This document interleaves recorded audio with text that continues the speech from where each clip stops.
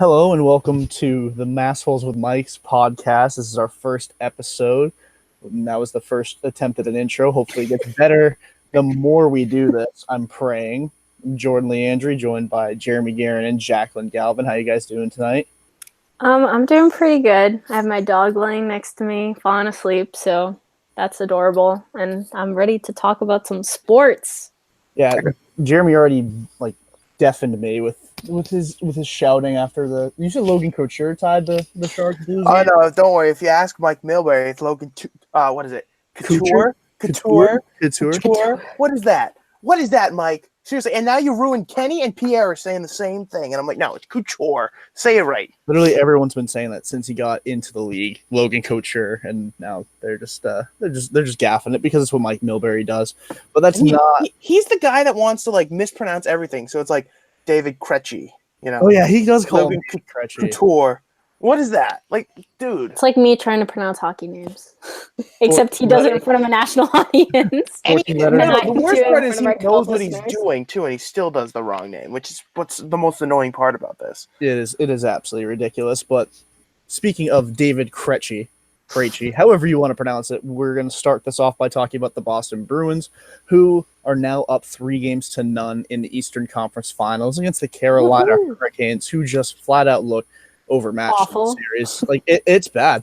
It's bad. They don't look relegation allowed, because I would totally vote for that when it comes to the Carolina Hurricanes. This has been an absolutely brutal series so far for them. I mean, and they didn't even play that bad in Game 3. I mean, I was just about to say they looked pretty good in Game 3, or as good as they could look in the series. They're just getting outmatched and outplayed by the Bruins, and this is coming from someone who doesn't really watch hockey that much, and even I can tell that they are no match for the Boston Bruins right now, especially Tuukka Rask, who has been phenomenal. I mean, he let go that one goal in Game 2 where that was kind of his own fault. The second goal in the 6-2 game. Yeah.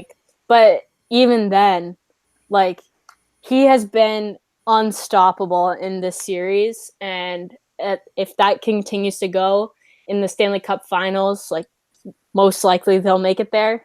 That is going to be insane for the Bruins to possibly. They have a really good chance of winning the Stanley Cup Finals. There's no excuse not to.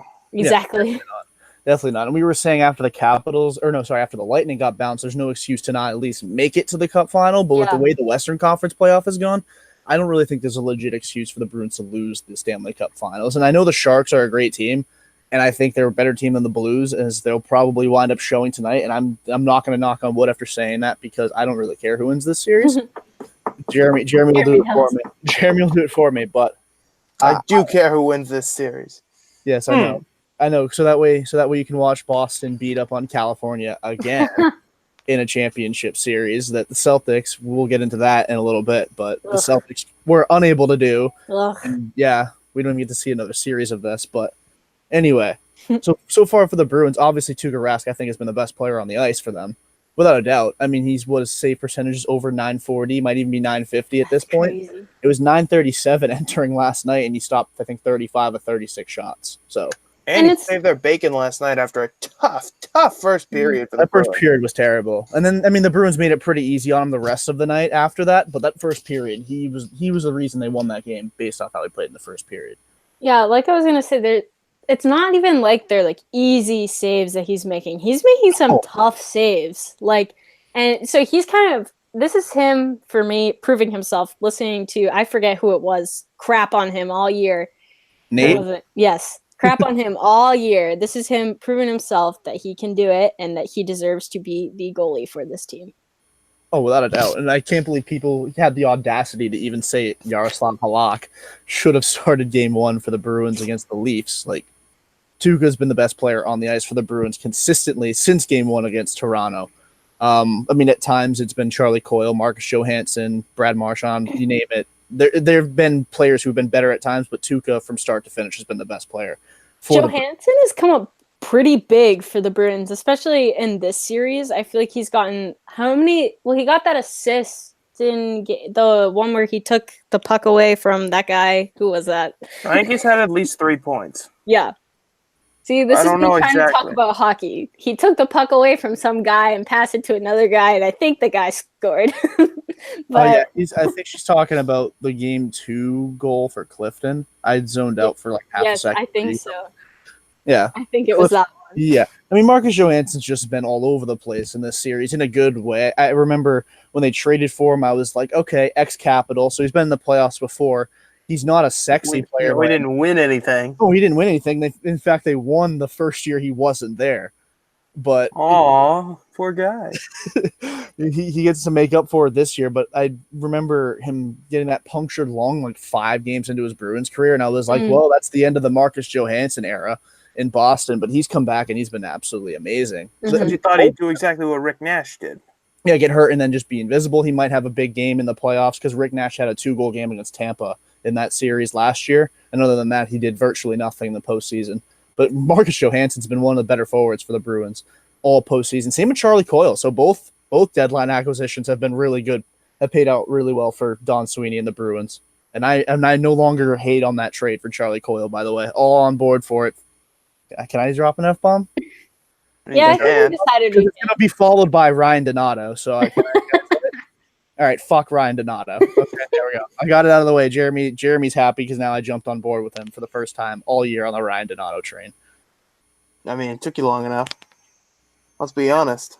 Yeah, I mean, when Coyle, for starters, when Coyle got here, it took him a while to actually, other than that shootout goal against, I think it was St. Louis, his first game, he didn't look very good for a very decent stretch of that time after getting traded for him. But in the playoffs, again, when it matters most, he's been awesome, and Donato didn't even play in the playoffs this year, so can't really compare it to anything. And the Bruins get Charlie Coyle for another year, guaranteed. So not a bad trade.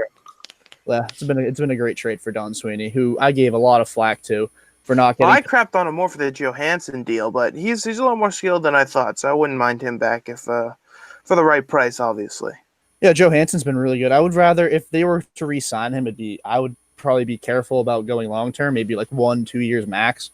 But he's been fine, especially with all the young guys coming up though through the system. I don't think going long term on Johansson would be a smart move, but I mean, we'll see.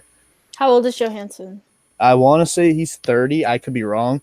He's been around for a bit. Like I said, he played for Washington for a while. What's the average? You said he's a forward, right? He's 28. What's the average age? Because I know, I don't, like I said, don't really know hockey as well as other sports, but what's the average age for a player? Because I know Johansson's 28. Yeah. But Chara's 41. He's a defenseman. I do know that. But for a forward, do you know what an average age is? Well, Johansson's an interesting case because he's had a lot of concussions in his career, so I don't see him being around till he's in his late 30s. But is that an average hockey career can go that long? A lot of guys do play until they're about 36, 37. I mean, I don't think it's an average. I would say probably 33 because there's always those guys that retire at 26 and those guys retire at 25. So it's usually somewhere in the middle. But it's not like the NFL where I think the average career is 3 or 4 years. Yeah. But it's not as bad or not as low as the NHL. Let's put it this way: you have a lot fewer old forwards than you do old defensemen. There are a lot older defensemen. That's kind of what I figured. I don't know why I did. Probably it's because of Chara, but that was just kind of I was just wondering. The average age in the NHL right now is 27, and that was of last year. Okay. So I don't know how that factors into it. I figured it would be about mid-30s is when people would retire, but I don't know. That's just a guess. Hockey players, I don't know why, tend to play a little bit older. It's them and baseball players. NBA players and football players retire early. Football's the earliest out of all of them, obviously. But NHL players will usually last a while. It's usually concussions that force them to stop. Yeah. Like I said with Johansson, he's had a bunch of concussions, and then Charlie McAvoy has already had concussions. He has that heart condition too, so I wouldn't be surprised if he was a guy that retired by 34, 35. Obviously, that's not an issue right now, but just giving an example of another guy who's had those head injuries in his career. But can you guys hear when I get texts? Yeah. Sorry, my bad. But anyway, sticking with the Bruins for at least a little bit longer, do you think they wrap this up in Game 4? Do you want? They should want them. I want them to wrap it up in Game 4. I'm with you. Don't wait around. No, I'm with you there, especially after 2010. You lose Game 4, it starts to scare me a little bit because what scares me now is the deja vu. What scares me now is the deja vu of 2013, where they swept Pittsburgh in the conference final, lost in 6 to the Western Conference team, which ended up being Chicago. But I noticed this year that if teams swept in the previous round, they often struggled in the next round. The chief examples being the Blue Jackets, the Hurricanes now, the Islanders. Who else was it? There was one other team. Oh, the Avs. The Avs took care of the Flames in 5 and then got trucked by the Sharks in 7. Mm. The only thing that would play in Boston's favor is if San Jose does make it past St. Louis, they're going to be just winded as absolute hell at this point because they've had to truck through, Vegas in 7, Colorado in 7, and I'm assuming the St. Louis series is not going to be over early. No, that series, I mean, they're pretty much the same team, in my opinion. A lot of active forwards, a lot of defensemen who can play both ways. They got veterans on both sides. But they're the team that scares you. They're the best team. They're the best team left. Yeah, definitely. I think they're even better than the Bruins at this point. Their high-end talent is better. It really is. You got Couture. Yes, I'm going to say it like that, and Mike Milbury. So you got Couture. You got Pavelski, Timo Meier, and there was another 30-goal scorer for San Jose, and I can't remember it. I think the Bruins had 2 30-goal scorers. I think they had 3. I think Bergeron got there at the end of the year. And you got Brent Burns and Erik Karlsson on the back line, 2 Norris Trophy winners. Brent Burns is a bad mofo. I do not want any piece of him, and I'm not going to swear because I might save it for later in the episode. But hear all you want. Go for it. San Jose scares me. Not as I just think the Bruins would probably find a way because of that crappy goaltender. God, Martin Jones tonight. So bad. So bad. It looked like it was the first 3 games against Vegas again. I cannot deal with this. But the thing that San Jose is going for tonight is that some dude took a puck off the jaw. He's not coming back. So St. Louis is running with 5 defensemen, and all of them are over 25 minutes of ice time. They just started overtime. So hopefully San Jose gets this thing done fast. And to confirm, the Bruins did have 3 goal scorers. Pastrnak at 38, Marchand at 36, and Bergeron at 32. So the goal scoring, it's more about the secondary stuff. And then DeBrusk had 27, so he was right there.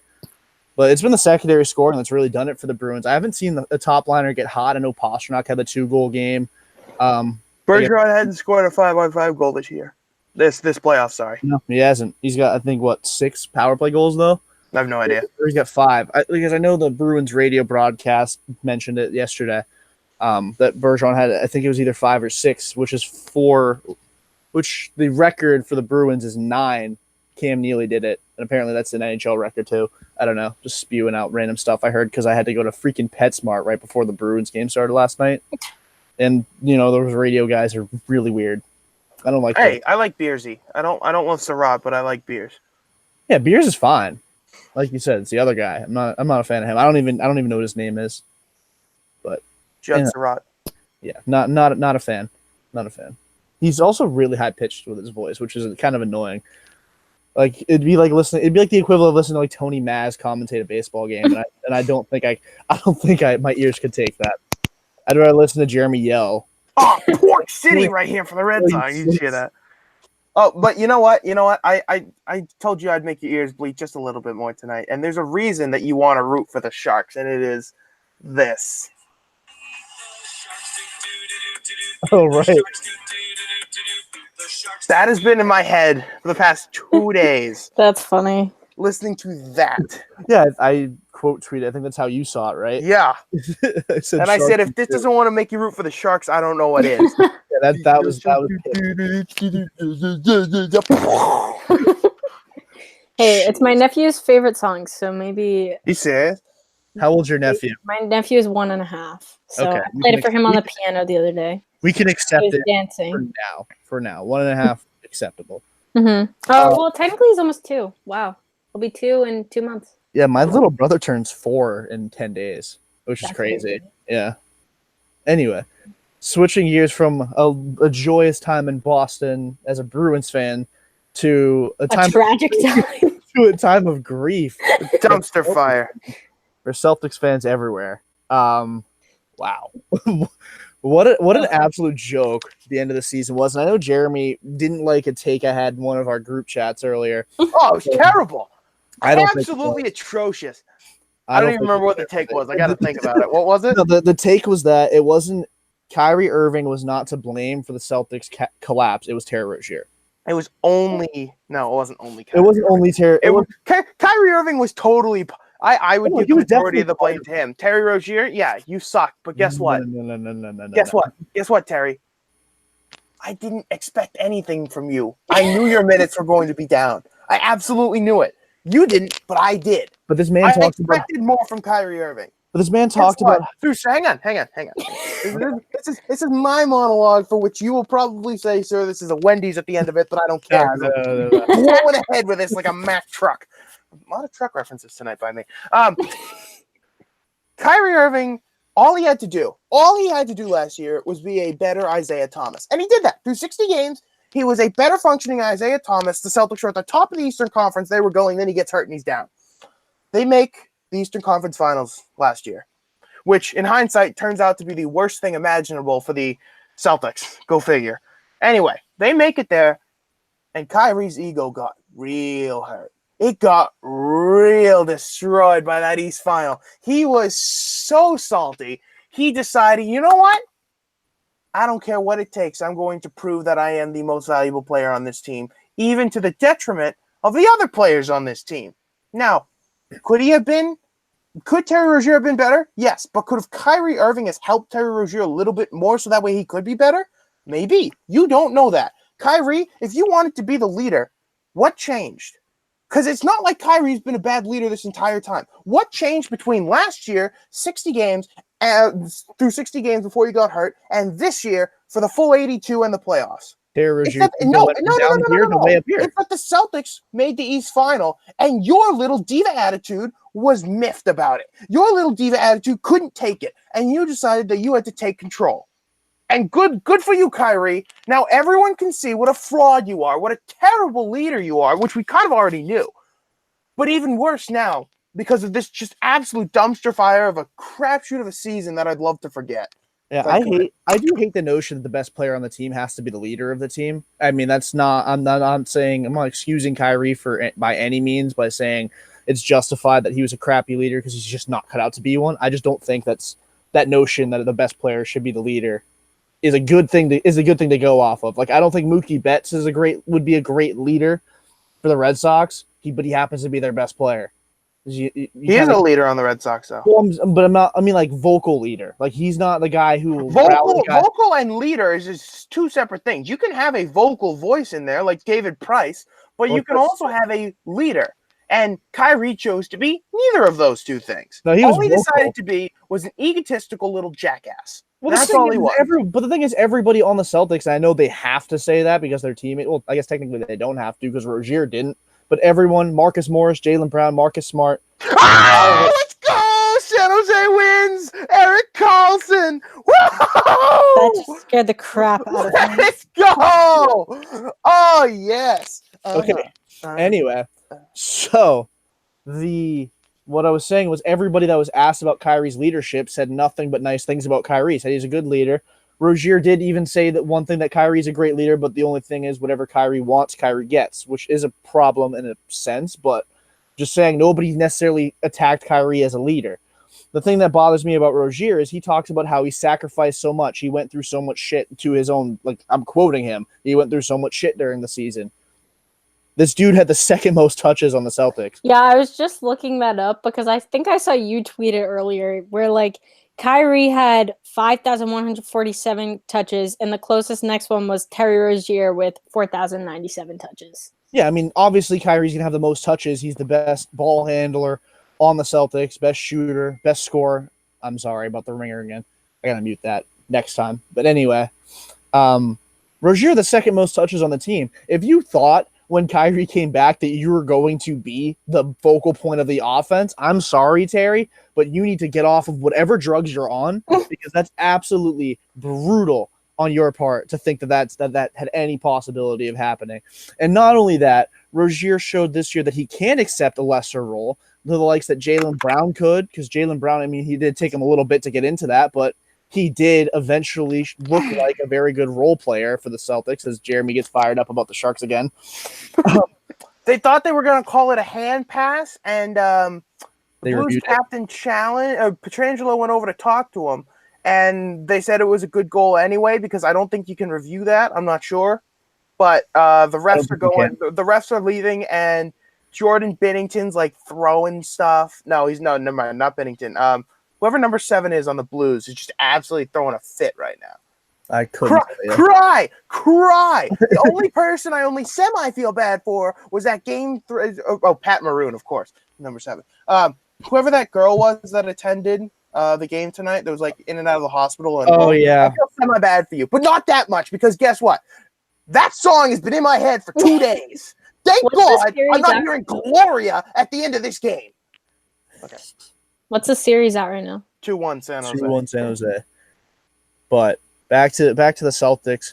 I just think with Terry Rozier, he showed, and I'm not disagreeing with you that Kyrie's ego did get hurt a little bit by the Celtics making the Eastern Conference Finals without him. But I will say is that might have been the worst thing that could have possibly happened for Terry Rozier's ego. Because, like I said, second. No. I gotta call you on that right now, though. This is all on Celtics fans. This is all on Dave Portnoy. This is Dave Portnoy's fault. Dave Portnoy is to blame for this entire season. Because guess what? You say that Kyrie Irving has zero blame. I must say zero. You just said he didn't. It's not his fault. You said it's not his fault. I'm saying it's not his fault. Like, I'm saying he's not the majority reason why. I'm not saying there's zero blame you can put on him, because obviously he could have been a better leader. I'm just saying I would put more blame on Rozier than I would on Kyrie, because something changed between last year and this year. And Kyrie Irving was here last year. They thrived with him last year. Maybe it's even Gordon Hayward being back, because they were great last year without him. They won 17 straight after he broke his leg. He comes back this year, and they were not the same team. And Gordon Hayward was as much of an issue in the playoffs in that Milwaukee series for them losing as Kyrie was, because Gordon Hayward was nowhere to be found. I'm just saying, no. I don't think Kyrie's the majority reason to blame. I put a lot You said, here we go. I think Gordon Hayward. What? Oh, you're reading the text? Yeah, if I must lie, then I think Kyrie Irving is definitely to blame for the Celtics being a catastrophe this season. The opposite of that is Kyrie Irving is not to blame for Celtics being a catastrophe this season. Well, what was my text after that actually shared the take that I had? Let me look. Hang on. But if I can be honest, I still can't believe that notion is true when there were literally zero issues with this team the year prior with Kyrie as the leader. It's because of his ego and because of Dave Portnoy. Because guess what? You Celtics fan number 1 who's probably listening to this. Celtics fan number 2. And that's all the people we have listening to this. But those 2 Celtics fans, guess what? You hopped on the Terry Rozier bandwagon last year. You wanted to get that Scary Terry shirt from Dave Portnoy. You wanted to give him that Puma t-shirt too. That Puma endorsement deal. And guess what? His ego got way too big. Guess what? His ego got so big that no one could handle it, especially an egotistical jackass like Kyrie Irving. None of them could handle it because guess what? None of them realized what one word means. That is sacrifice. None of them knew how to do that. Tatum thought he's Kobe. Kyrie thought he was LeBron. Jaylen Brown thought he was Kawhi. And Terry Rozier thought he was Kyrie. Oh, it was just a crapshoot. A crapshoot. It's terrible. This team was a joke. This team was the mean team who thought that they were better than they were. That's all they were. What did Aaron Baines do? Absolute travesty. Aaron Baines probably thought he was the second coming of Tim Duncan. We can't hate on Aaron Baines, dude. That dude, no. If we're talking about a guy who turned off my mic by accident. I think I can hear you still. All right, cool. I think if there's one person who learned what sacrifice was this year, it was Aaron Baines. That dude's body got absolutely murdered. Seriously. He missed like 40 He was always injured. That dude missed so much time this year. Oh. Absolutely brutal. Again, Celtics not my basketball, not my main following, but I definitely because around this time last year was when I started getting into the Celtics. Sue me, I watched them during the playoffs, and not anytime during the regular season. But last year, I definitely thought that I definitely hopped on the Terry Rozier bandwagon. I was around people. Yeah, it's entirely my fault. So did you? But I was surrounded by people who were saying, "Oh yeah, like he's definitely like the leader of this team. Like he should be taking all the shots, whatever." But I really think, like Jeremy, you just said it, that he thought he was Kyrie. He was taking shots that he shouldn't have been taking throughout this entire season. He was missing them. He was missing. I don't even know what his percent. It was like 38%. He was not a good shooter this year. Exactly, because he thought that he was better than he was, and it was to the downfall of the entire team. I think that both of them are to blame. Not either or. It's literally both of them, and I don't think that either of them will come back in the offseason. He shot 38.7% from the field this year, which was actually not that far behind his percentage from last season. The only difference was he went nuts at the right time and then went ice cold at the absolute worst possible time, which was Game 7. I don't know how your ego can inflate so much when your sneaker deal is with freaking Puma. Because of Dave Portnoy. It couldn't be because of Portnoy. I'm blaming him. It's got to be. Scary Terry. What a joke. Backup point guard in Brad Stevens' system. And then this dude got sued. People should have seen this coming. Yeah, he got sued. I remember reading about that. That was funny. Like, holy crap. You were dealing with a backup point guard in Brad Stevens' system that loves to share the ball and get it to the open guy. You know why that system fell? A ball-dominant Kyrie. So Terry decides, I can do that. Be ball dominant. I got this, fam. Let's go. And just absolutely just. Okay, so going into the offseason, what do you think the Celtics should do? Now they got the 14, the 20, and the 22 pick? Huh? They got to keep one of them or draft a guard. Yeah, I think they got to keep Kyrie. Obviously, I wanted Sacramento to not come up with the 14th slot because that would have meant they would have immediately gone into the top 4. And I was kind of licking my chops at the prospect of getting John Morant on the Celtics. I'm not going to lie. Unfortunately, I think RJ Barrett even. Actually, hang on. Since we're on the lottery right now, allow me to tee off on this subject. Isn't it supposed to be rigged? It's definitely. It should be rigged. It was rigged. LeBron had a 2% chance to get into the top 4 slots. And he got the second pick, right? Oh, guess what? He got it. Oh no! Unbelievable! I don't even know. I'm having a. Are you finishing any of those sentences, my guy? I can't verbalize. Clearly, LeBron James had something go right for him. Shocking. Yeah, even when he loses, the man finds a way to win something. I mean, the draft lottery. I knew the draft lottery was rigged. 14% chance to move into the top 3 to get the top pick, and so did the Cavs. Neither of them got into the top 4 at the expense of LeBron. No, that couldn't be true. New Orleans gets the number 1 overall pick when they're trying to make that franchise relevant again. Get Zion and Anthony Davis together, who still, for some odd reason, doesn't want to go there. I was going to say, who wants to leave still? Thing I've ever heard. Mind you, the last time that New Orleans got the number 1 pick was obviously when they drafted Anthony Davis, but they were also trying to sell the team. It was an NBA owned franchise, and they were trying to sell it to the Saints owner. So hey, here's a bone for you. We'll give you the number 1 overall pick. That's what happened. And when LeBron left Cleveland, they got the number 1 pick 3 out of 4 years. Or sorry, they had a top 4 pick 3 out of 4 years. And then when LeBron re-signed there, they got the number 1 pick, traded it for Kevin Love, and then now he's in LA, loses, misses the playoffs, gets the number 2 pick was it? I was watching the I was watching the lottery in between the commercial breaks for the Bruins last night, and they came up with the 7th pick, I think, was the Cavs, if I'm not mistaken. But anyway, that comes up. Or no, the 5th pick was the Cavs.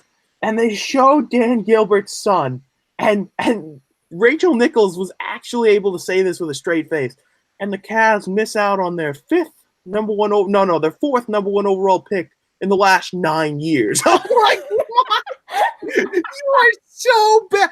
4th time they would have gotten number 1 overall in 9 years. God, that is a whole new level of suck. Not surprising it comes out of Cleveland. Yeah, right? Oh, the same pit from hell that birthed the Cleveland Browns comes out with a Hey, God, hey, what a calm down there, bud. ugh. Don't touch my Browns. They're going to make it to the No, but- playoffs this year. I'm telling you. One thing that was- Stephen A put it best, and watching his meltdown on Twitter was the only consolation I got from that draft lottery last night. I don't know if you saw that. If you guys saw that. No, I saw it. didn't see it. I was driving home when the draft happened. For the Red Sox? Yeah, Chase. Yeah. Good for you. I was gonna. It was when you guys were talking about the Roy would never. but I wasn't gonna interject. Yeah. I mean, I thought it was supposed to be rigged. Apparently, it's not because the first 2 picks are now going to go to New Orleans and Memphis. Now, obviously, as a guy with a Memphis hat, also peep the new hat. It's a nice hat. Got this today. Throwback D-backs. Let's go. Anyway. You're the only person in America that owns that hat. Hey, I like this hat. This is nice. It's Now, a nice hat. It is a nice hat. There's about to probably be 2 people who own that hat because my mouth is hot. I'm going to go and try and get that throwback Devil Rays hat with just the stingray on it. Oh, That actually looks pretty clean too. And I was bored because I was waiting for the game to go to extra so we could start this. And I was writing down all the teams, and I want to see how many hats I have. I'm up to 16 teams now. Holy crap! that's unhealthy. I have 4. I have Sox, Tigers, Reds. The problem is though, I was looking at what else I need, and I don't really like any of the other options that I have except for I want to get the Rays. That's about it. Everything else is just like, forget it. I get it. If I don't really care. I technically have 2. I have the Red Sox, and then I have a hat that's both the Red Sox and the Indians. That's from the ALDS or AL, yeah. The ALDS in 26? 16. Yeah. What was I going to look up? I don't even remember anymore. Couldn't tell you. Maybe it was Stephen A thing. Anyway. Oh yeah, no, I have to get the post game graphic up because me and Sean made new ones. Yeah. Yeah, that's why you couldn't edit the Ron article the other day. No, I just didn't want to. I figured. There's a major difference here. Yeah, Sam texted me. He goes, "Can you get the Ron article?" I'm like, "Dude, I'm literally in bed, sick. Please find someone else to do it." And then he goes, "Oddly enough, Jeremy hasn't been responding to my text. I think he's busy at work." Oddly enough, what exactly was odd about this? Yeah, no, I'm like, this is like a reoccurring thing. This is like this should be planned at this point. Right? we all know where this is going. Yeah, this happens like at least 10, 15 days out of the month every single month. I mean, like you should be used to it. Maybe I'm not doing my job well enough to be able to get this message across that you know what? Screw you. It ain't obvious enough, but anyway, Jeremy brought up that Michael Chavis just hit a walk-off for the Red Sox, so we might as well move into them. They just split a 2-game series with the Rockies. I believe they're 3 over 500 right now. They might be 2. I don't know if they're 23-21 or 23-20. Regardless, they're over 500 finally. They're 23-20. All right, cool. So they're I think they're 3.5, 4 back of first place. I could be wrong on that as well. But they've caught fire as of late. They've won 10 of their last 14 or 10 of their last 14 games. No, sorry, 10 of their last 13 games. I'm just trying to remember the graphic I saw yesterday. They're 4 games back from first. Okay, yeah. So they're 10-3 in their last 13 games. The offense has finally started to click, and except when Chris Sale pitches, I've noticed that. Sad. It's annoying. What? Now, I mean, I know you were what's it called? You were not on board with my suggestion from earlier, which was get Craig Kimbrell now while he hasn't signed with anybody because now his contract demands have gone down. But I think you could probably get him at a pretty fair price for his value. The man went down? Especially, huh? It went down? He wants 13. Oh, I do. For how many years? I have no idea. Oh, I do that. 3, but either way, 13 is manageable. 13 I do. 13 I do. That's what he says. He wants in between 13 and 17, and I think you could probably get him for 13 just because of Britton and Davis are getting those. You could probably get him for that. Yeah, okay. 13 I would do that. I would. Anyway. The Braves, the Cubs, these teams are going to want to go out and get their where was I going with this? I should stop making this graphic. It's not helping me. They're going to go out and try and get relief, especially with guys going down for the year. Also, Miguel Andujar. Sorry, Yeah. Yankees. Rip. Just lost the basement, so, I really couldn't care less. Anyway, yeah, go and sign him now. I think this bullpen's got a lot of wear and tear on it, for especially early in the year. Now, they did that last year. And I think that was what allowed them to be able to cover for those that when Sale got hurt, when I think Price missed a start in August, and there was other guys that got hurt down the stretch last year. I don't know if you're going to be able to cover for that this year because this bullpen is just so destroyed. Hector Velasquez and Josh Smith are running out there every third day. That's not a recipe for success. And let's not forget Ryan Weber. My bad, the best pitcher in MLB history. 0 ERA this year. Dude's a stud. Scary people were running out there to pitch every couple days just because of all the Price is coming back soon, but he's still hurt. I mean, you don't want anything to happen to Erod, Porcello, and Sale now, and Sale just recently started to return to form. So, I mean, I think you go out and get Craig Kimbrell now because Matt Barnes has shown that he can be used in those high leverage spots wherever you need him to. Now, I've slowly but surely come around on Matt Barnes. Good for you, Matt. Keep it going, otherwise my goodwill to you will evaporate like fast as it did towards Kyrie. All Matt Barnes has to do is blow one save, and Jeremy's off the bandwagon. No, I won't be off the bandwagon because I've seen that the alternative is crooked neck. So I'm way off. Oh, dude sucks. He's been terrible this year. He started off hot, but here's my point being, you need at least two relievers especially in the playoffs. You need at least two relievers that are studs. Right now you got one, and I think you'll only have one if you keep it up at this rate. I don't think Workman's a stud. He's definitely a very good seventh inning guy. Never want to see him pitch an eighth inning again as long as I live. Oh, good God. But I'm cool. I'm cool with him pitching the seventh. I have confidence in him to go out there in the seventh inning and not completely blow the game. Hey, hang on. Let me call Alex. Hey, Alex. Jordan is, quote, cool. I'm cool with it, man. I'm cool with it. And Barnes, whenever, if he could pitch every inning that's not a Red Sox starter, I'm here for that too because he's the only guy that's clicking right now. Oh, he's been lights out.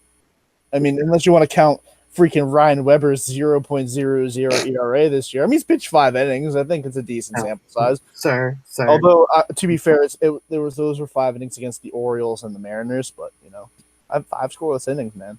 Good for him. Josh Smith could never do that. But I don't know about signing Kimbrell. I think at $13 million, I can deal with it. Like, I won't be pissed. But if they sign him for like 17, oh yeah, I'm gonna. That's a lot. Especially since Barnes is your best closer right now, and he's only making like $900,000.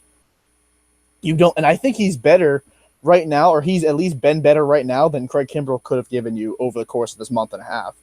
His ERA is like 1.5. His strikeouts per his Ks per nine's like 17, which is best in the American League. The dude's been unbelievable. But I think the bullpen's been an issue. In all seriousness, the rotation's finally coming around. The offense seems to be clicking, like I said, except when Sale pitches for some godforsaken reason. And it seems to have been like, how in most seasons when teams struggle, like, and they start to get hot, you always can point to an event and say that's kind of what got this team to turn around. My event's Michael Chavis getting called up. They've been amazing since he got called up. Like, they've looked like the Red Sox of last year since he got called up.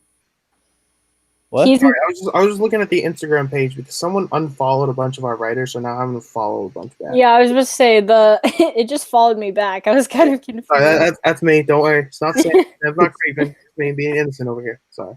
But I feel like Chavis has really I don't know what it's been about him, but I feel like he's kind of changed the atmosphere around baseball the past. What is their average since he got called up? When did he get called up? He got called up. Yeah, that's what I meant. Sorry, I'm really tired. let me double check that. I know his first game was April 25th, so I'll double check that right now. Y'all fill the time so I can. Okay, focus. I'm trying to look up his Rookie of the Year status because I know that. You guys are looking up. I'm going to complete the very important task of Snapchatting people. They're 15-7 when Michael Chavis plays this year. So that's good. Yeah, I mean they're 2-4 when Pedroia played. So I'm big on pushing this anti-Pedroia agenda until he makes me eat crow when he inevitably comes back and somehow does something productive. No, he's going to trip up the dugout steps and hurt his knee again. Now batting for the Red Sox, number 15. Never mind, he got hurt walking to the home plate. Oh, no. He swung a bat awkwardly. He's down. He's over the on-deck circle warming up, and his shoulder just popped out of socket. So Evers offered him an ice phone, and he tried it and got brain freeze. He's out for 2 weeks. Oh God! I feel awful for Pedroia because obviously he's done so much for this organization, and he's played through so many injuries, whether it be thumb ligaments, knee injury in 2017. He's played through everything, but like, I don't think there's any shame in just giving it up at this point. I mean, it's been 3 years since it happened. Like, dude, like, it's kind of just like a sad, slow decline that he's been going on. And it's sad not only for him, but for everyone who loves him. That's just like, wow, you kind of suck now, dude. Like, you probably should have retired last year.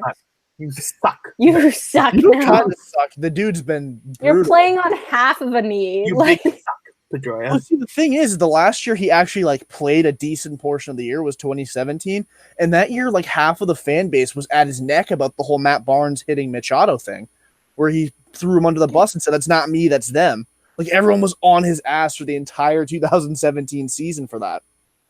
And then, so their last memory of healthy Pedroia was, "Oh fuck this dude, he threw his teammates under the bus." I'm really embracing the swearing thing here. Yeah, I don't care. We just make sure we label it explicit on the website. That's all that matters. I recently read Pedroia's, I guess it's his biography, even though it was like written by him, but also some other guy. And he's always been that way though. Like he's always kind of been like about himself. Oh no, I read that book too. Didn't he play like in Little League with a broken foot? Yeah, and walk off homer with it. Yeah, and like he's always been playing through injuries just because he's so little. Like of course he's gonna get injuries. He's so little. Like there's nothing. I think it's the same argument for people like just to circle back to basketball, like Zion. Like he's carrying a lot around in that frame. He's got a lot of junk in his trunk, and if he takes one misstep, kid's gonna wagon. It's not good. And there'll be an earthquake and multiple tremors around the city of New Orleans when Zion falls on that Smoothie King center floor. I just love that he'll be playing. Maybe they gotta keep him in the Superdome to like prevent concussive blasts from rocking the city. I just love how he's playing in an arena called the Smoothie King Arena. Smoothie King. For that little. I laughed so hard when I read that text. I was like, "Oh yeah, they do have a weird name for an arena. That's awesome." I like the Sean text today, and I said it in the chat when he was like, and Matt Barnes has given the rare 7-run homer. It was like nice. Yeah, because Obi's the biggest jinx of all time. I noticed that over the last like 2 or 3 weeks. Like whenever he says anything in the opposite. Doc Emmerich a pretty bad one too, to be fair. Oh, he is, but specifically. Well, if you just look at the numbers, Carolina. Never mind the numbers. Carolina has just scored on the power play. Like, seriously? Stop. Yeah. Chill. Or how about in the Columbus series where they showed the graphic for how many saves Rask had consecutively, and then they scored 3 goals in the span of like 4 minutes. That was Game 5, I think. The game. Yeah, Game 5. I lost my mind. I was so upset. I could not knock on wood faster when that graphic came up, and then they proceeded to score 3 goals in like 7 shots. And I don't remember if I knocked on wood. So that may have been my bad. This is what all the hell? You're to blame. You are the reason we don't get 4 championships in 2018. Absolutely. I can admit that I didn't even try any superstitious stuff for the Celtics after like Game 2. You're like, screw it, I'm done with them. I'm like, I'm just straight up not having a good time. My ass. I don't need to put up with this anymore. And I just like walked away. I was like, nah, we're done. Y'all have a nice. I can't believe you even watched Game 5. Like, honestly, it was better than the Red Sox. Did they win? I'm not going to watch May baseball when there's snow in Vermont and Cape Cod for some unknown reason. Yeah, that's absurd. Yeah, it snowed, I think, last night. And I went outside because I think my dog like jumped over the gate and I was like trying to go get her. And I was like, it's freaking snowing. It has not It's snowed. May. Confirmed. It's May. Like Chelmsford is snow free right now. I took my breath yesterday, and I got kind of mad. But, yeah, absolutely brutal. Any last thoughts on the Sox before we move into the final 15? Is what we will be calling it instead of 9:30 topics because it's not the radio show anymore. Any last minute thoughts on the Sox or really anything? Actually, no. We should talk a little bit about Jamie Collins signing. Oh yeah, because the signed him. Good. All right, let's go. Yeah, the Patriots. I really don't have any thoughts except for the fact that I'm kind of surprised that Bill gave him another chance, considering how bad it seemingly ended. Because they shipped him off to the Browns in their 0-16 season. Can I send a player that will just make him regret his entire existence? Brown for compensatory third? I don't care what the compensation is. Let's go. Pack your bags, James. Send him away. Well, the Browns have nothing. Be gone. Whatever that is. The Browns have nothing from that deal now. The Patriots got the draft pick, and now they have Jamie Collins. What was it, 1 year deal? What a swindle. Yeah, I mean, hey. I mean, if Jamie Collins can return... I could argue that that cost the Patriots a Super Bowl, though. Just because in 2017, their linebackers were Eric Lee, Marquise Flowers, and Van Noy. Oh, they also won a Super Bowl. And my third most hated Patriot, Landon Roberts. They won the Super Bowl the year they traded Collins, though. Yes, but then the next year, Hightower got hurt, and they had nobody left. That's true. That is true. Literally nobody behind them, and then they faced Philly in the Super Bowl, and their defense looked like Swiss cheese. Yeah, but I don't know. You're right. That Super Bowl never happened, though. Super Bowl 52 is not even a thing. We just skipped right over that. Mm-hmm. Did not happen. But anyway, we transitioned into the final 15. Whose topic were we doing? I don't know, honestly. We had a couple, and I know one of them was yours, I think, Jacqueline, which was, is it okay to not watch or support a team until the playoffs? I mean, I would say yes, but you can't be that fan that paints their face, goes to the game with the jersey, and just waving the rally towel. No, dude. You can be excited. If you don't watch this now. If you don't watch the entire Bruins season and you show up to game 1 of the playoffs wearing a Daddy Nash jersey, I will wring your neck. That's just a fact. I mean, it doesn't even have to be a Daddy Nash jersey. If you look anything like Jacob, I may just stab you. Ladies and gentlemen, don't be Jacob. Well, if it's just one thing, don't be that. I have not had him pop up on my timeline in a couple of days, and I'm pretty happy. Either it's been a breath of fresh air not seeing his tweets. Usually he interacts with me. I don't think he realized that I unfollowed him. But he interacts with me sometimes whenever I say anything about the Bruins or women, which is really weird. A weird comp. But yeah. Anyway. I think it's okay for someone to support a team only in the playoffs. Because that's I started supporting the Celtics in the playoffs last year, or watching the Celtics in the playoffs last year. And this year I followed it it kind of gave me a jump start into actually watching them for a full year. You know what I mean? So I feel just because your team's in the playoffs and oh, you're just a oh my god, why can't I think of the name? Bandwagon? Yes, thank you. Just a bandwagon fan. You only like them when they're good. Yeah, so what? It's still a supporter for your team. It's not anything, it's not I don't know. I feel very strongly about this because I think that it can spur other supporters in the future. What'd you say? Have you been called a bandwagon recently? Is that what I haven't called a bandwagon recently? I've been called a bandwagon for being a Browns fan or a Browns supporter because they aren't my number one team, but they're my secondary team. You know what? As a guy who's been much maligned by Jordan, Kyle, and Pat this year, I completely support you here, Jacqueline. Wow, thank you so much. Having multiple teams is not a crime. I didn't say that. Kyle considers it one, despite the fact that he may as well wear a Blazers jersey all the time as the Celtics one at this point. I mean, I never gave you crap for that. I'm pretty sure you did. I said you have a lot of teams that you call your team. You say my Sharks. I think you said it about another hockey team at some point this year. You said my Dodgers. Nah, it's the Sharks. You claim a lot of teams, but I don't ever I have secondary teams in all 4 major sports too. Sharks, Vikings, Dodgers, and if you want to call it the Grizzlies. So that's about it. Yeah, but I mean so in football, and anyone who beats LeBron. Yeah, that's a big thing. That's fair though. That's fair. But I mean, like in football, I don't have to share my secondary team because the Patriots are always good. Never have to worry about having to root for a secondary team. Yeah. But like in baseball, I like the A's. I like the Pirates a little bit. Not so much the Pirates anymore because they became a joke of an organization. In hockey, it's been the Bruins and the Ducks for a while. I picked Anaheim to make the conference final this year. Again, this at the very beginning of the year, I picked Anaheim and wait for it, the Oilers. I also picked Boston and Pittsburgh in the East. So I mean, you got one. You're 1 for 4. Yeah, pick the right team. Clear homer pick though. You know that. I mean, being a homer sometimes works, especially when you're a Boston sports fan in 2018. I made that pick before the Sharks got Carlson though. Yeah, which, I think I was like that. To be honest, I didn't want to look like too much of a homer. Maybe I should have, but hindsight's 2020. I don't care. I do have a tweet though that says the Sharks will win the cup this year, and I'm planning on quote tweeting it if the Sharks do it. But I don't want it to happen. I'm planning on quote tweeting it and going, I have never been happy to be more wrong about this because I'm hoping that means the Bruins have beaten the Sharks. Nah, drop a hashtag look at this idiot. That's what I do whenever I go back to my old bad takes and they're proven wrong. I always quote tweet and say, LMAO, look at this idiot. But yeah. But back to that.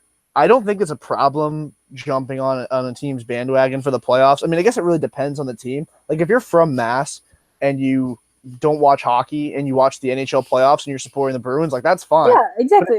But if you're from Mass and you jump on like say a random team every year, the NHL playoffs, that's a problem. Yeah, but I'm thinking like your hometown or not town, like home state region team. Yeah, like I feel like it's fine to just like support them only during the playoffs, especially if you're like not that into the sport.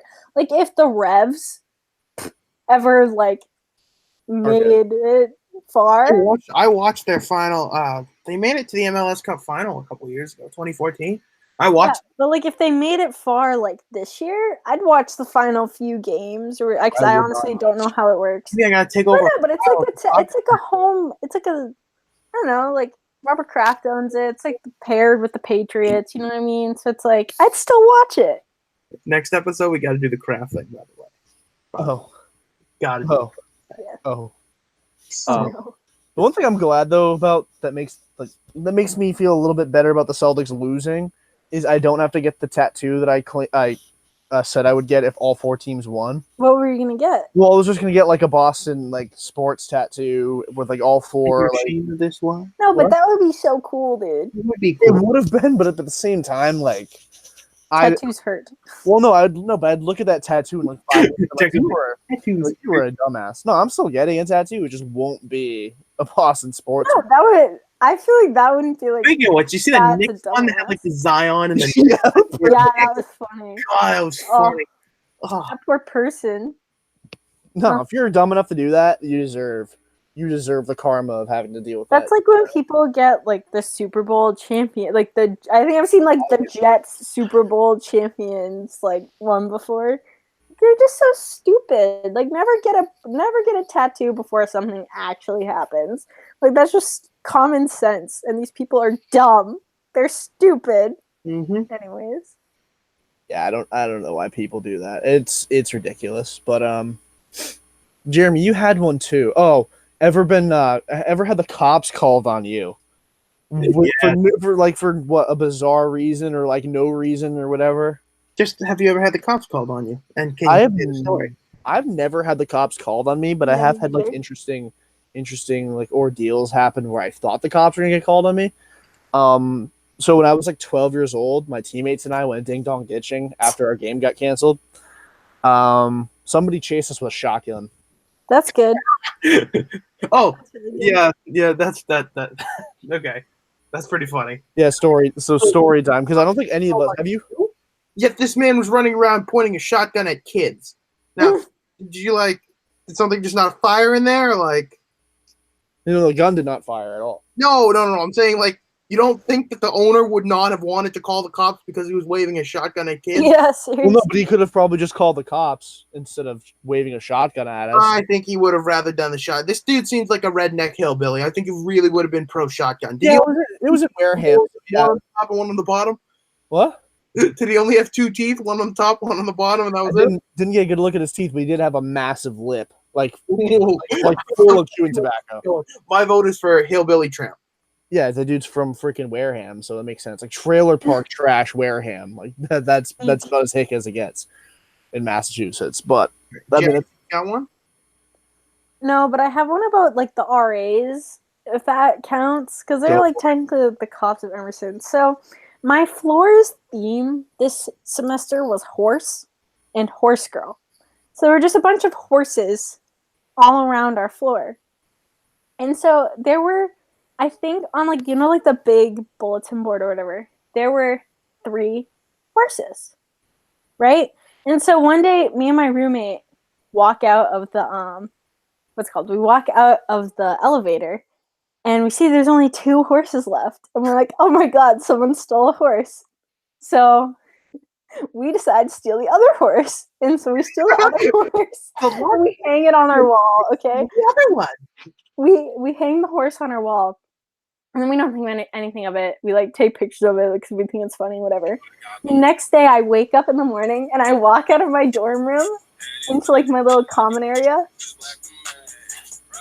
I can barely hear that, Jordan, but it works. And the final horse is in there. So now we have 2 horses in our common room, right? So it's later that night. Me and Kerrigan are like contemplating on whether or not we want to put the horses back. And so we go to the Max because we're hungry. And we come back and the RAs are like knocking on doors and stuff. Or like just like kind of like looking around and they like see us and we're like, hello? And they're like, do you guys know anything about like who took the horses? And we were like, no, like just like trying. I hope you didn't say exactly that because I would have figured you out in a second. No, but we were actually like we were like, no, we have like no idea. Like we have no clue where those horses are. And we were like just stifling our laughter and stuff. We were like, who would take a horse? Not us. And so couldn't be me. And so they're like, oh, okay, well, if you find anything out about it, like, let us know. We're really mad. We're like, okay.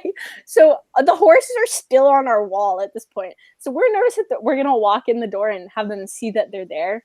But luckily they like went on the other end of the hallway. We run and we like take the horses off the wall and we put them in our room. And we were so worried that they were going to have to do like room checks, like try and find the horses. And so we're like, okay, like we're like trying to come up with this plan. Like, okay, what are we going to do to like put the horses back so they don't know it's us? Out, make sure the coast is clear, walks back in, then both of you run out with the horses. But we can't do it. We can't do it that night because then the RAs know that it's us. You know what I mean? No, because they probably would have talked to multiple people. I know, but still, like we had that conversation and we could tell that we looked suspicious. And so we like, okay, like maybe tomorrow morning when the coast is clear or whatever, we'll do it. And so we go to sleep that night. I shit you not, both of us had nightmares about those horses. The horses are in our rooms at this point on the walls. We both had it. So we had a 3rd horse picture that we stole from like the wall because there were so many horse pictures. So I run out and I stick it on the wall and I go to my first class. And then I come back from that class and Kerrigan had put both of the horses back on. But there's more to this story. People would then just start putting the horses in random places on the wall. So we'd walk by and one would be like on the ceiling and one would be like on an elevator door. And then we'd walk by again and they'd both be like upside down or like other things that I shouldn't say on a podcast, you know? And so hey, if we could swear, we could probably say it. I'm going to guess that one of them was on top of the other one. Yes. Very how you say that politically correct. Yes, politically thank you. Correctly. So, I didn't go politically correct. I just flat out said sexually. Yes. So that is my story of the cops, I guess, because they were the RAs. But they aren't technically cops. I just think that's a funny story of like authority and us. That is pretty funny. How about when Spencer took the cushions out of the common room? Yeah, he took the cushions off of our couch and Libby was not happy. She was pissed. She's on a rampage. She was like, who took the cushions? And I'm like, not me. She's like, there was one of my friends moved. It was Josh Cohen. Him and his roommates moved the couch from the common room on the 3rd floor into their room so that they could have like a couch / common room because their room didn't have a common room. It's absurdly awesome. I'm not gonna lie. I know. I was like, how did you get this in here? He was like, I don't know. They just kind of moved it. I was like, okay. What sense? Wow. I mean, hey. Have you ever had the cops called on you, Jeremy? Once. What happened? Oh boy, I can't wait. Let's go, hit me. This is kind of an absurd story. It's not like too funny, but either way. I was the cops calling you. That's funny in and of itself. And regardless of the reason. Yeah, I like to play Manhunt with my friends down on the circle that one of my friends lives on, and it's about like 10 minutes away from me. So I'll walk over, and we were doing it in like, I don't know, Thursday night or Friday night or something like that before the weekend. I remember that, and we like to dive in this one old woman's hedges because they're huge and you could totally hide in them when people run by and they have no idea where you are because it's pitch dark and there's no street lights in that area. So we're like diving in and she yells at us to get out because she doesn't like us. And we're like, okay, fine, we'll go. Well, I would imagine so. You dive in her hedges. You ruin her hedges. I don't think I should be a big fan. Neighbors completely fine with us going wherever we want in this giant circle, basically. And she was at the bottom of it. My friend was at the top. My friend lives at the top, and that's where like the base was. They had to get to and stuff like that. Like the jail. And then we meet up with one of his neighbors who was like a couple years older than us, and we wanted to get one of our friends who was farther down on the circle because it's basically one big U with a circle in the middle of it. We wanted to get him to come and join us. So we thought that it was a good idea to get on like big wheels and razor scooters and stuff and skateboards and head down in like an expedition to find our friend down there, mostly because he also had a pool because we were going to probably jump in that because it was summertime at the time. Anyway, we find him and we come back, and the neighbor and his friends went away, and at that point there was like 12 of us and it was down to like 8 or something like that. And we're like, okay, let's start playing again. So we start hiding, and I come up across like the side of a fence, and I found a bush. So I'm like, okay, I'm gonna hide here. Wait for them to run by, and then I'll go. We have 3 of my friends are walking along the side of the road, getting ready to get in position somewhere, and car goes by, and one of my friends was just joking. He starts like twerking at it or something like that. I can see this because I'm like maybe 20 feet away from him. He's like just down the street from me, and all of a sudden, cop lights start bursting from the car. Oh no! His face was priceless. But the cop gets out and starts talking to my 3 friends, and they're like, "Hey, heard a disturbance from over here." And we're like, "Holy crap! What is going on?" Yeah. 3 of my friends see this apparently, and I was not there at the time, and just book. They're gone. they pieced. They were in my friend's house as fast as they could, and they were gone. Well, me. The three guys who had gotten caught, and there was one other person that was just out, and I was hidden, but the cop's lights was like just like shining where I was, but he didn't see me. So I'm like, holy crap, what do I do now? All of a sudden, I see a second cop car start to pull up from the other side. I'm like, oh my word, I gotta get out. So I get out all innocent. I'm like, what's going on here, officer? What are you doing here? What's the problem? And they're like, yeah, we had a disturbance. Apparently, some people were trespassing on property. Turns out the old lady called the cop on us because we kept her dog awake and she couldn't go to sleep. Oh my gosh! And I got the cops called on me. That's kind of funny. And they were like, yeah, we're going to take your names and stuff like that. I'm like, this is so stupid. Wait, they didn't take your names? Yeah. So there was stupid. We had to give it to them. Nothing happened. But I was just so ticked off that this old hag decides to call the cops. How old were you? You're like 12. So why would you say you're like 12? Like, they know you're playing Manhunt. I feel like that's just like a hardo move. Well, I was scared. You rotten kids. I'm 12, and I'm like, huh? What? So, yeah, because I was not happy. And then we meet up with, and then as soon as they drive away, and it was good though, because if the second cop had pulled up, his lights would have been like right in my face, and he would have been like, why is this kid hiding in this bush? Like, oh, I'm just here. Like, let's be honest. I was trying to hide the first time, and there's no way I was going to like, what? I said, Mom, come pick me up. I'm scared. That's essentially what it was. And I walked home after, had to go right back by the old lady's house and just like glaring at the door. Wait, were you her neighbor? Huh?